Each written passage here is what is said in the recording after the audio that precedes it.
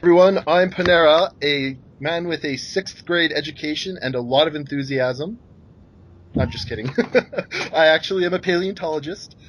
This is Anatomy of StarCraft, so we're going to be talking about the anatomy of Zerg units and things like that we see, specifically in the cinematic that Blizzard just released for Heart of the Swarm. So it's pretty new stuff, and I'm here with several people that you may have heard of, may not have. We've got one of the Blizzard Forum MVPs named Don Croft. Hello. We have Team Liquid poster and high school biology, I guess, nerd, Brutaxelos. Hey, what's up? And we have aspiring pro gamer slash, what are you, a biochemist? Biomedical engineer. Biomedical engineer, Toninator. And of course, you may have heard of this other guy. His name is EG.iNcontroL. Hi. Yeah. I haven't heard of him. Yeah, I don't know who he is. He just sort of invaded the stream. So He does something in the video game industry, I think. Yeah, I can't really remember, though. Maybe he's a playtester or something? Yeah, maybe. I don't know. Okay, so obviously we've probably all seen this new trailer. And before we kick things off, I'd just like a little moment of silence for the Forever Bronze Viking that landed in front of the Ultralisk. It happens at, I believe, 112 into the thing. This guy is Forever Bronze, but damn it, you have some heart. Well, I don't think he realized that the pathing didn't apply in the cinematic. Oh, He thought he'd get the Ultralisk to derp out, by somehow, spamming, I don't know, maybe patrol or something, so it wouldn't aggro on him, who knows. Oh my gosh, yeah, I don't know why the Banshees weren't simply firing at it, but hey, I guess... They were probably running from the Mutalisks or... Oh yeah, that makes sense. Probably. Yeah, there were a few Mutalisks and whatnot. Okay, so I'm going to sort of start, we're going to ignore all the Terran stuff, because this is Anatomy of StarCraft, not Mechanics or Engineering of StarCraft, which are some other series that are up on the channel. Terrans are people too, man. Come on now. Well, No, they're not. Nobody likes Terran. Yeah, I certainly have been known to BM Terran quite a bit. So if you're following along on the video, just skip ahead to about 48 seconds. This is where you can see, it might be a Leviathan. I'm not sure if we have official word on what this thing is. It doesn't necessarily look the same as the Leviathan, and it has... Yeah. It could be a behemoth. Yeah, I think that's what it is. Yes, there is some old concept art of that. Those behemoths they use as giant transports through space. Although, in the Brood War cinematics, we never saw that. We just saw Guardians and Overlords and stuff going directly through a wormhole. Okay, so the thing I want to focus on more, that we don't get much out of the external morphology of this thing. We don't get a nice wide shot, so we can't really say too much about it, other than on the outside, it's got a whole ton of these drop pods, which have this sort of armored cone on the front. So they're taking a shot from a Viking, and they're kind of shrugging it off and then able to launch. One thing that bothered me was, when you watch this thing launch, which happens at roughly 48 seconds in the video, it's basically a giant sphincter, and we know from past stuff that Zerg have a very celebrated anus. From the Queen, the Overlord, even the Hatchery has one. They really make good use of their anuses. Mutalisk is another really good example of repurposing the anus. So this thing has a ton of anuses. So while you were having your butthole dreams, for me, when I saw that, it was the complete copying of Warhammer. The spore deployment of units is so traditional to Warhammer. That's exactly how the Tyranid are deployed, and their spores even look similar to the one they use in the video. So lesson learned. Yeah, we have to cover them at one point. I've had a lot of requests for that, but we'll see what ends up coming about when. Something about the Zerg drop pods. They didn't exist in any lore whatsoever prior to StarCraft 2. Now, my theory, and this has not been confirmed at all, but my theory is this is something that was brought into the Swarm by Kerrigan due to her being originally a Terran. Okay? It's much like a Terran drop pod. You know how the Terrans have drop insertion pods? Yep. Well, she basically copied that, but with Zerg morphology. It's not entirely unfeasible that she would be able to do that, and actually the last episode of AoS did talk about just how flexible these guys are, because there was, of course, that recent discovery of retroviruses, even in human polypotent stem cells. So a really big discovery as far as... What is that in English? Polypotent. Well, basically, those are the really notorious stem cells that everyone cries about in the media, saying, "Oh, it's vicious to harvest them from children and blah You're blah." killing babies and all that, Just, Yeah, well, I don't think the Zerg worries too much about killing babies. In fact, I would suggest that maybe that's something they're very good at. So, yeah, that's just sort of something that shows that you can actually have this plasticity with a retroviral delivery system for the genetics. So it would be possible to do some quite rapid evolution. But as far as these drop pods are, I don't want to get too much off topic. When they're launching, I don't see anything really pushing them forward. They just kind of suddenly start moving very fast as they go through the sphincters. I see a muscular wave contraction, much like an esophagus when you swallow. Yeah, the thing is, though, at the end you see a ring of muscle. That would be the end of the sphincter as well. So, like, you do have a tube of muscle. Can I say something? Before it gets launched, it like glows a bit. I actually thought it was part of the thing at first, and then I realized it's probably the Vikings missiles on the outside. It is, yeah, absolutely. Yeah, is. so. And so I was talking a little bit with Zappy about this, who's the guy who does the physics side of our series. And, I mean, obviously Zerg don't give a shit about G-forces because they're slamming into ground after, like, that was an extremely rapid acceleration they go through, right? And I'm not sure how they accomplished that because Yes. And I don't know what the purpose of the tentacles on the back are. They're just kind of flopping around. But I have some theories about that. First of all, they look like they're actually connected to the inside of the Leviathan or Behemoth, whatever it is. Yep. So originally they probably serve as the connection to the mother organism, and when they're launched, they probably serve as sensors, I'd imagine. Well, I don't think they have much. I don't think they have much in the way of ability to change direction once they're launched. Well, we don't know really. I mean, we just saw. How would they do that? How would they do that? I'm not certain. I can't say. I don't even know how overlords float. Well, we determined it was gas ballasting, quite possibly. Yeah, that was. Yeah, then how does it get an ultralisk in it and keep going? Some very sensitive maneuvering. Indeed. So yeah, okay. So I can buy that. Those are like umbilical cords and stuff. And like ways in which nutrients and the neural signals and stuff translate between the host organism and the little drop pods. Are you talking about the tentacles on the actual pod itself? Yeah. It seemed like they spun around too. Do you think that'd be a slowdown mechanism to like make sure that it doesn't just smash? I mean, I know in the actual video itself it does actually smash into the ground, but maybe slows it down that way as well. I don't know if it would create enough drag. It might create some, but something totally just occurred to me. In the campaign, often when a Zerg drop pod would hit the ground, a creep tumor would form at the point of impact. So could it be that the drop pod embeds itself in the earth and begins generating creep as a creep tumor? Yeah, that's entirely possible. And you do get that sort of embedding going on when it smashes into the ground with that sort of hardened cone that's strong enough to take a Viking missile. So obviously it's pretty tough. So could these tendrils also have something to do with rooting into the planet and beginning the infestation process? Absolutely, they could. So it could be that they're sort of the veins and the neural system that attaches it to, say, the behemoth, but then when it lands, it repurposes those, and those start sort of sending out the signals to the creep. Because we have to remember... Yes? Punir, you might appreciate this. Do you know much about slime molds? Yes. How they go through that very peculiar life cycle? Yes. It kind of reminds me of a slime mold. How the spore comes out of the main organism, and then it's going to land, and then it grows into like a slug, almost animal-like form, and then it roots itself, grows a hard stem, and becomes the rooting parent. body. Yeah. Yeah, no, that's a pretty adept. That could very well be, and I'm liking that. That's pretty sweet. Wait, was that a pun? What? Never mind. That must have went right over my head. I have no idea what you're talking about. Okay, so moving on through the video here, something that is kind of neat is when you start seeing it's at 105, you start seeing the Ultralisk as it's moving, right?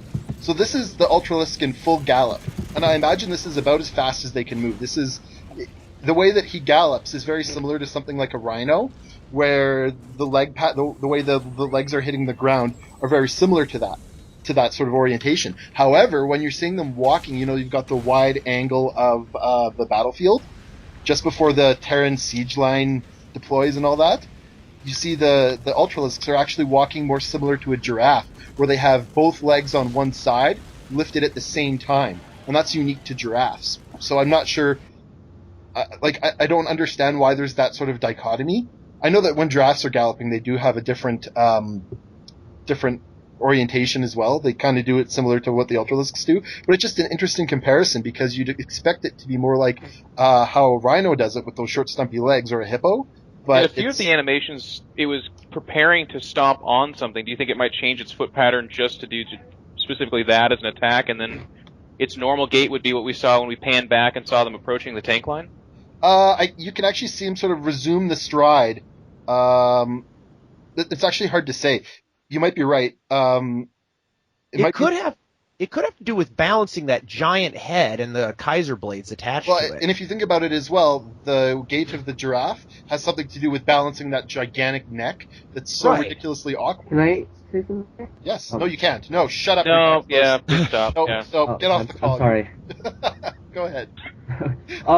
So Ultralisks are like, when I first saw them in Brood War, I've always thought they were like elephant things, right? Yeah, they look like the Brood War because of the elephants graphics. Can't jump. So what makes an Ultralisk, which is like 3 times bigger, maybe way more than that, like 10 times bigger than an More like elephant, 500. be able to gallop? Well, once you get to a certain scale, I doubt that it would be able to actually gallop unless it's in a sort of lower gravity environment. Just think about something like a sauropod, which is the giant long-necked dinosaurs. Yep. Even a more familiar example, even elephants. They really aren't very good at moving fast. The best thing they can really do when they're like going full out is like a power walk.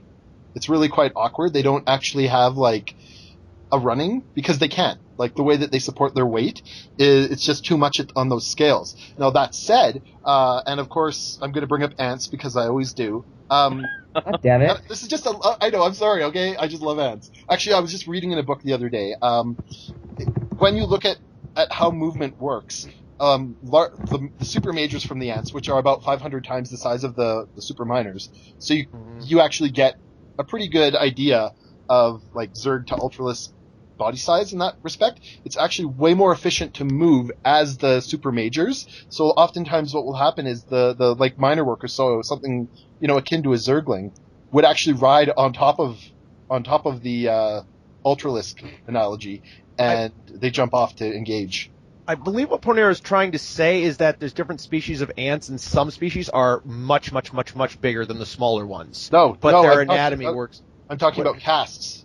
Okay. You had me confused there. I was thinking majors and minors because there's many different kinds of ants, and some of them are far, far bigger than the smaller species. Yeah, like hundreds times bigger. In something like the a marauder ant, basically what you get is the super majors, the big ones, are very uncommon. They're not exactly frontline workers. They're What is a super major, by the way, to cut you off a little bit, because I haven't heard that term when talking about ants. It's like the big ass giant soldier ants. They're literally used for warfare. They're used for precision strikes. So oftentimes what will happen in Marauder Ant Wave, and this is something that you can actually see in this video with the Zerglings, they're doing what's called a rapid dominance, where they just overwhelm the enemies to the point where they can't really form a coherent...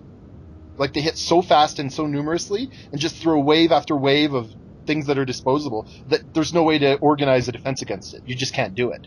Especially against organisms that are used to fighting in a way that includes self-preservation. Yeah, exactly. But here's the key difference between something like between the ants, and this is one of the major differences that I've noticed, is with Zerglings, yes, they're very much so disposable, and that's what you see in a lot of the smaller castes of ant in any given species. Basically, they're used as frontline workers. They pin down an animal, and then the super majors or soldiers will come along and bite them in the head and crush their heads. So this is something we see in contrast to the Ultralisk, which is the frontline worker and is taking those tank shells so that Zerglings can oddly be saved. I kind of propose we just stop talking about StarCraft and have you tell us about ants for a while, actually. That sounds freaking fantastic. Well, that's what every episode of this devolves into. Pretty much. Yeah, no, I bring up ants a lot, and they're a really cool analog, probably the best analog we have to the way that Zerg ecology functions, okay? So just, alright, at least we're not talking I'm not hating, man. My one big ant factoid is I know that their biomass outweighs human biomass by like 180 million or something like that. Depends on the person. I mean, if you get one of those really fat Alabamans that are like, I don't know, man. let's not say I meant all of bad humanity things versus about all of the ants, ants, right? is what I understood. Yeah, no, I'm looking at absolutely. this really cool shot at 147 where this Ultralisk on the left side of the frame just rears up on two legs. It's on the left side and the camera's panning away from it, but it's quite awesome.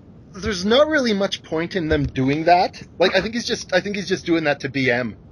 She's dancing her units. Well, at what point do you need intimidation in this battle, right? You've got thousands of they are intimidation incarnate. All right, that's what all the spikes are for. I swear. I swear to goodness, it's to make them look scarier, and apparently it works. Apparently, yeah, absolutely. I'm not scared of Ultralisks. Are you a Terran? Will be once Heart of the Swarm comes out. How about you play me? Then you'll be scared of Ultralisks. Yeah. The Tony is actually a Heightmaster Zerg. Stay on the ladder. I got owned. Man, they just ripped through everything now. Yeah, I played a game where I had 6 Ultralisks destroy like a whole bio line. And I had no army before that. Dude, it was like last minute spam Ultralisks. Yeah. What? So do you guys remember the part with the Nidus Worm coming up? Of course. That's insanely badass. Yeah. Dude, where's the Nidus network? Well, it's presumable that this isn't necessarily the first landing of the Zerg, right? I mean, definitely not. Yeah, they've already got a full coherent wave of units, and this is very similar to what Marauder Ants and Army Ants do. They just move forward in this giant, massive wave, and anything that comes in their path just gets demolished. Weirdly enough, though, if they kill other species of ant, they actually take them to the side and bury them. They don't eat them. But do they assimilate them? No, that's slave taker ants in Ohio. That's the slave maker ants in Ohio. With ant pods and turn them What into about, ants. I mean, it's going to be hard to find a real-life example, I feel, but with the Nidus Swarm deploying behind enemy lines, but then also the spores have shown to drop almost directly on top of the Marines themselves, is there any behavior like that in our natural world where literally I know you're talking about overwhelming ant waves, but they don't have fucking you mean for like those sort of precision strikes as well? Well, I mean just literally coming up amidst their foe. Oh, absolutely, yeah. There's cases where you get something like some of the side trails that ants will make that get so worn down and they're so heavily maintained that they'll actually descend underground, and then you can actually have a second ant colony make a trail on top of it, not knowing that they're below. And you know, if some rain happens or something disturbs the soil, you can have just a massive amount of battling going on from this collapsed infrastructure. And like, it's not really a tactical thing. Ants do have tactics once they get to a certain number of individuals. It's kind of like with Zerglings, right? A single Zergling can hardly be said to be an intelligent creature. I mean, it's probably smarter than a bug, but it's probably not the smartest thing on the battlefield. But once you get, say, 200 of them, they really start flocking together and working together, and it's a really cool dynamic. I think we should talk a little bit about the sheer mass and the anatomy of the Ultralisk itself, because it pretty much steals the show in this cinematic. I mean, the siege tanks and all that are cool, but man, the Ultralisk, they get a central point. I estimated that the Ultralisk weighs at least about 300 tons, because a real life Abrams tank weighs 60 tons, right? Yeah. So if a siege tank, just to throw it out there, let's say a siege tank weighs about the same as an Abrams. Not saying it would, but by estimating on that, the Ultralisk dwarfs that siege tank, and I would factor by at least 5 times, maybe more. So if the factor of the weight of the armor and the size is similar, it would be about 300 tons, which is absolutely massive. We actually have sort of a analog for this in Deep Time, which is like way in the past. Something called Argentinosaurus, which is a seismosaur. I believe it's from the Alamosaurs. I can't remember what the specific family is because I've never really worked with sauropods that much. But effectively, it's 100 tons, and it's pretty heavily armored actually with dermal armor. And each vertebrae is about the size of a Volkswagen Bug, like the car. So that puts us somewhere on the same scale, I think. Well, the thing is, oh, sorry. if you've got a 300-ton creature, is it going to be able to rear up like we see in the? It won't even be able to gallop like we saw earlier on in the cinematic. Factoring in Earth gravity, of course. Well, factoring in virtually any gravity. I mean, right. Let's be real. I think they do mention in the lore though that they do manage to do weight reduction or something like that. I'm not What do you mean? certain about that one.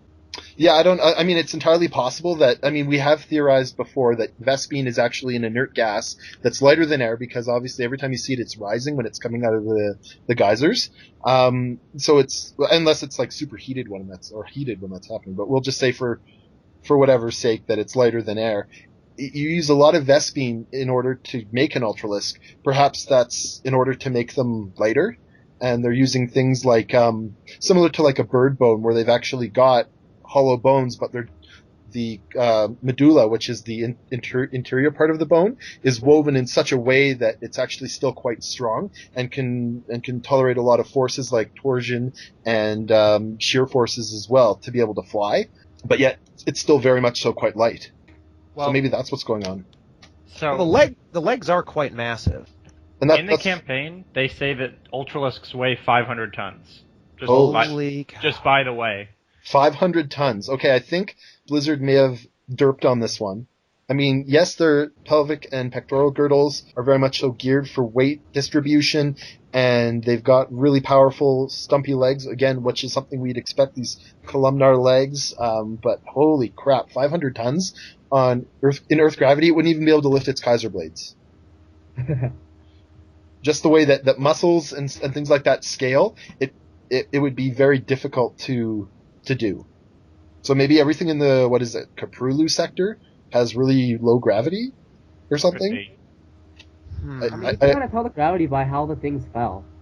So you can assume that. Does it matter at all? Does it matter at all how much they borrow from ants as well? Just because we know that obviously ants' muscles and the way their anatomy works is very different in terms of pounds per square inch in ability. Yeah, see, the physics work very much differently when you're smaller, so that's why an ant can lift. They've actually done a test where they had an ant upside down on a panel of glass and put I think it was something like 10 times the weight in its little hands, and it hung on because they glued it on. And then they put gale force winds equivalent of like a level 5 hurricane or whatever, and the ant hung on no problem. So you can get away with a lot of different things. The trade-off for them is that they've got a passive mode of breathing. So obviously the Ultralisk would have to have very active breathing, something similar to what we see with mammals. It's just they do have multiple hearts. Like you can see them when they die. They have I think it's like maybe six hearts or something. That's reasonable. Now hang on. Zerg can survive in a vacuum. Okay. Yeah. Which means they're not dependent on any kind of breathable atmosphere. None of the creatures in the swarm are. Yeah, that creates some biological issues because you pretty much need to respire in some way in order to utilize food or nutrients or whatever. So there's certainly some issues that we're going to have to work out. I'm going to have to work with Zappy on that one, our physics nerd, and probably with you, Toninator, as well, to work on what's going on. But that's for another day. I don't want this to go it may be another hour-long episode. Well, you say that, but there are some things like water bears that can. They still need respiration, but they can put themselves in basically a coma and survive in space for a while. So I don't see any reason why the Zerg wouldn't be able to do something like that. Well, when we see them, now hold on. Do the space platforms have atmosphere? Banshees do work on them, so you could. I guess they would have to. Yeah, I guess that's They explained that they have thrusters on the back. And so with what you're talking about is something called tardigrades. They're these little the water bears. They're like a little 8-legged microscopic organism with a funky looking face. Just go Google them right now. If you're watching the video on YouTube, we'll of course put a picture of them up. They basically form a cyst, and that's how they're able to survive in really, really cold, like we're talking close to absolute zero, and in vacuum and things like that. But they're completely dormant. We're not seeing this with the Ultralisk or anything. They're very much so active, and when they're cruising. So I'm thinking maybe the Ultralisk can have something similar to like a sperm whale or something, because they can't hold their breath for over I think 2 hours. I think not sperm whale. It was some other whale. No, it's pretty much sperm whales. Well, the way that they do it, and the way that a lot of diving seals and stuff do it as well, is they actually hypersaturate their muscles with oxygen, and then they draw upon that because by the time that they get 2 kilometers down, their lungs are at about 1% of the capacity because they shrink because of all the pressure. So they had to come up with alternative ways. So that's entirely possible. Before the battle, perhaps they gorge on whatever oxygen, we'll say for the sake of argument, they gorge on oxygen, perhaps. I mean, okay, here's how I'm thinking it. Like, we said that creep can work as some kind of like supplement, right? So maybe when they're on creep, they're actually like fueling up for an attack, and they obviously don't stay outside of creep for more than 2 hours. So you're suggesting that maybe they made like creep energy drink cans, and they just disperse those like in the battle? They're called cans of whoop ass in our. I mean, when terminology. they're on an area with no oxygen, they could be they could just be storing it in them, and they get the storage when they're on creep. Remember, Zerg structures can only be built on the creep, and the starting structure, besides the extractor for balance reasons, the only thing that can be built is the hatchery, right? Because that's the starting. That's the starting organism of it all. Okay, so just to switch gears here real quickly, can we everyone go to 158 in the video? You know, when the battle cruiser comes down. Mm-hmm. Yeah. I'm not seeing any visible damage on this thing. I think that this is very representative, and I'm sorry if you find this to be very BM, but this is very representative of at least a lot of the Terrans that I've played. This guy, he's just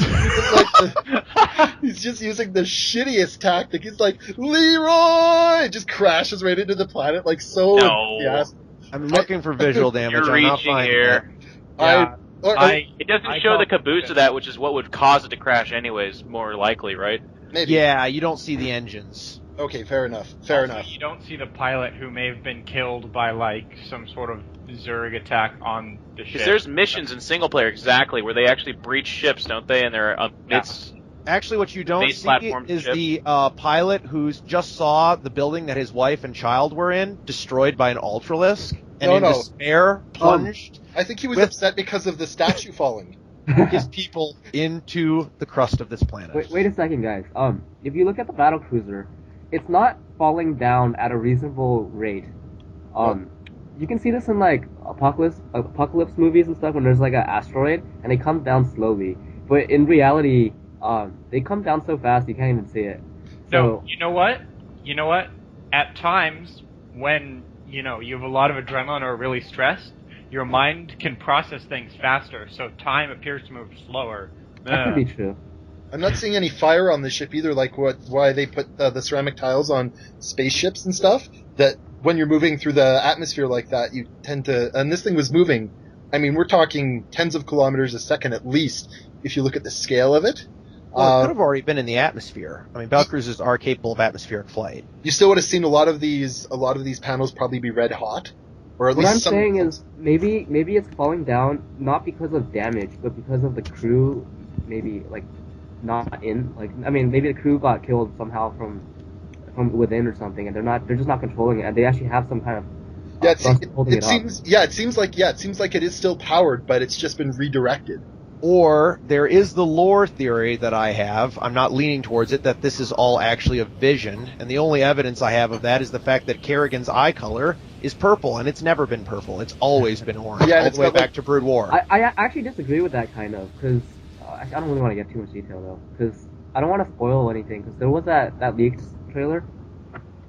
Oh, yeah, we're not counting. Yeah, I don't want to go... It's been scrapped, though. That's officially scrapped. Yeah. Are you sure?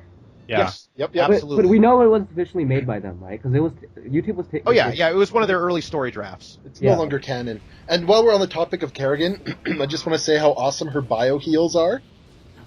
Yeah, her yeah. Yeah, like, I don't understand, like, you have something that, like, what is the purpose? Like, I just don't get it. Sexy. Oh, we went over this already. It's a video game. It's a video... Okay, whoa, okay.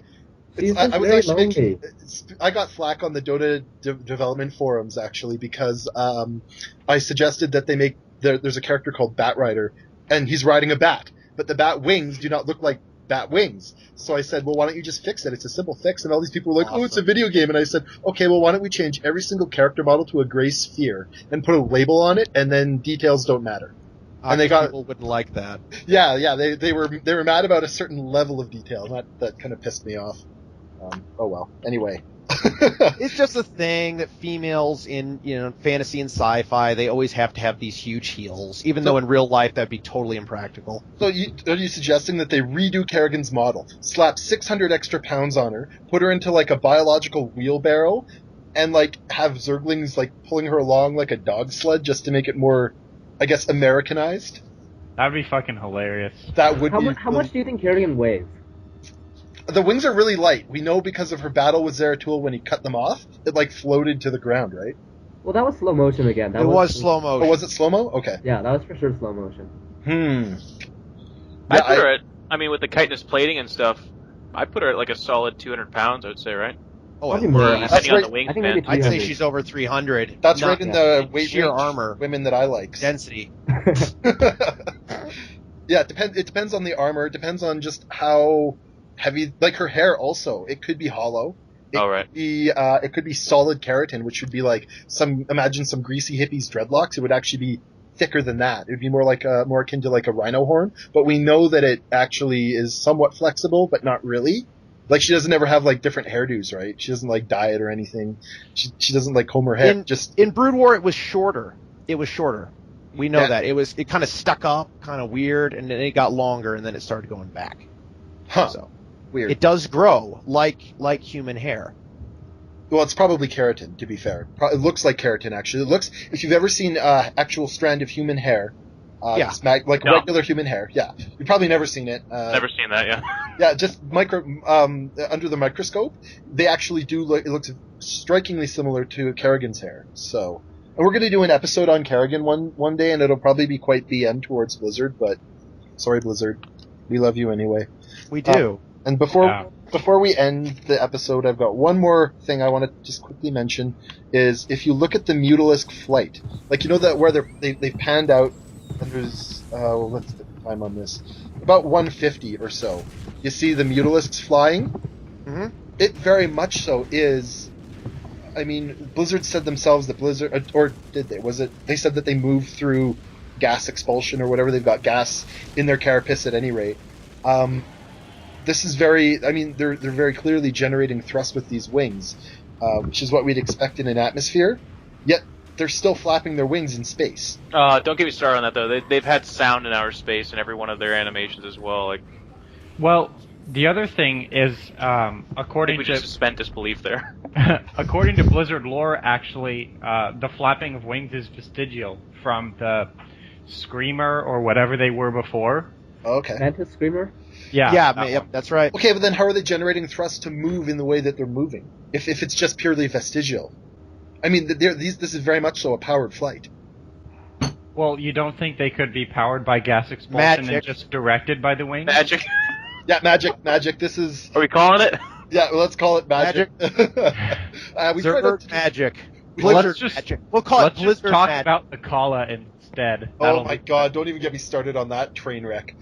Get me started on that. No, that's luxury ride through downtown Dallas. Yeah. All right, so basically, we try not to talk about magic or anything on this show. A lot of things, like for the Kala, I probably won't ever touch that because I think it's garbage, but I know Zappy's going to have to. And Dancroft, you're going to have a series as well about some other stuff, and you're going to probably go into the Kala as well. But anyway, at any rate, I think what we're seeing is maybe the flight, the instinct to flap their wings is sort of so ingrained and vestigial that even in space they're doing it, but yet in atmosphere it's still providing thrust. Because I can't see any active way of expelling gas that it would be reasonable. Maybe it's when the Terran pilots see it, there's that split second where they're like, what the? And then that's when they die. Well, then you'd have to have one of the nerds, like the ones that are like our fans, they would be those pilots, right? Stopping like, how are they doing this? Instead of like shitting their pants and going, okay, we have to kill this thing right now. They're like, wow, look at that, look at the mouth They strip. get out their iPods and they start filming it. You guys are talking, if we're going to talk about the Mutalisk, how about how does it move on land? Does it even land? I've hypothesized that it probably doesn't. And it probably lands on the spires. Yeah, it lands or hangs from the spires or something like that. We actually did have an episode on the Mutalisk. We've done several. What an incredibly inefficient creature, then. Well, right. Zerg aren't necessarily meant to be efficient in all aspects, right? They are very much so a artificial selection. So they're not. It's kind of like if you look at, say, the bulldog. Their hips are now in such a way that you basically can't have natural birth of purebred bulldogs. They have to be C-sections because they're so derpy, and they get like nose infections, and their jaws are all derped up, and it looks like somebody smushed their face with a frying pan. Take it easy there. I got a bulldog, man. Do you really? I love bulldogs, They're man. the best. I love bulldogs too. Don't get me wrong; they're some of my favorite dogs. But as far as like from a practical sense, like if you were to release all the bulldogs yeah. to the wild, they would not last very long. So you're saying the Zerg are not built practically, biologically? They're not necessarily like there's nothing practical about an overlord. Well, It can't they're even not- feed itself. They're not built for typical survival and reproduction like standard creatures are, because that's not their main function. No, they're built for mass destruction. Yeah, most strains of Zerg are built for destruction and assimilation, and they're very good at that. But if we're comparing them to things on Earth, which are built to survive and reproduce, they look kind of weird. That's why things like bulldogs, where they've become almost impractical from a survival stance, but they've been selected by whatever varying artificial selection. It's kind of a neat comparison. I mean, but for example, like the Ultralisk probably can't even feed itself. I mean, if it were to lean forward, its Kaiser Blades would get in its way, and then if it got the Kaiser Blades out of the way, it would just like fall flat on its face, and like it would just be really awkward. So I imagine they've got like little Zerglings running up and delivering pieces of food. Oh yeah, absolutely. In fact, we do not know if the Ultralisk was from a assimilated strain or if it was just completely engineered. No, they're from Brontoliths. Oh, they are? Yeah, they're made from Brontoliths. And what's funny about the name Brontolith, Blizzard, is you should actually look into things like Latin and Ancient Greek, because that means Thunder Rock. Which is badass, right? Thunder Rock? Thunder Rock. Well, I mean, it's not a rock, it's an animal. Well, I wonder if the mandibles on the Brontolith were probably a lot smaller, I imagine. Yeah. Well, we talked about this with Panera, like, sorry, I might have got something, I just sneezed and stuff, but, for Ultralisk feeding and stuff, they most definitely have, like, smaller Zergs feeding them. Yeah, broodlings. That's an ants too, actually. Yeah, soldier ants. Everything comes back to ants. Yeah. Well, here's something interesting. If you've got like a hatchery, when a hatchery explodes or whatever, and the broodlings come out, it's not like they have a whole bunch of broodlings in every building taking up space, just waiting to pounce. I think that the broodlings are, at least in the sense of buildings and just in general swarm usage, they're probably used for like, repairing buildings that are damaged, or, organizing some of the internal parts of whatever structure. I mean, it would just be completely illogical to have them kind of sitting there waiting like, oh, you know what, I'm going to build this hatchery, and I know it's going to get sniped. It's going to happen, and I'm excited for it. I'm a broodling, let's do this. I don't think that, no.